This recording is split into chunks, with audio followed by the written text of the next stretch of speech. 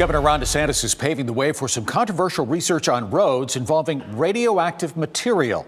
This is being allowed after the governor signed a bill into law yesterday. It allows the Florida Department of Transportation to study road construction using a material that many people say could increase people's risk for cancer.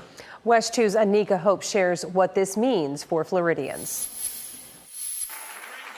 Florida Governor Ron DeSantis signed a bill into law Thursday that will allow researchers to study road construction using a controversial material, phosphogypsum.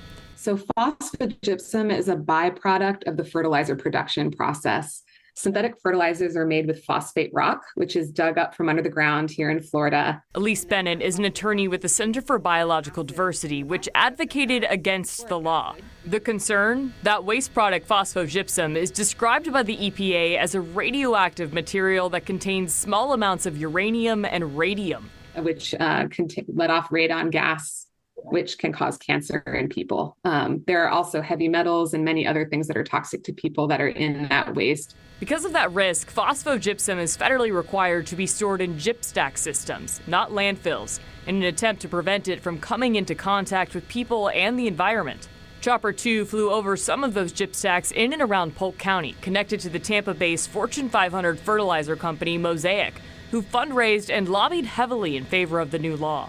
In a statement, Mosaic told us in part, "No one wants Florida to fall behind the rest of the world when it comes to potential uses for phosphogypsum.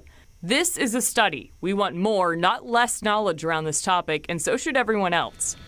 This means it's not necessarily going to be used on your interstate or highway just yet. They're studying its effect on the folks that might be hauling it to the site. They're studying its effects on the people that are working with it on site. They're studying the effects of adjacent property owners, even people riding bicycles are a subset.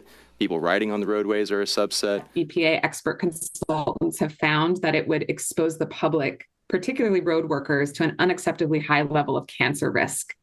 And there are many other toxins within that waste that could also leach into water, could be blown up into the air and dust by cars driving on the roads. Florida's transportation agency now has less than a year to complete a study and make a recommendation. Their deadline is April 1st of next year. Anika Hope, WESH 2 News.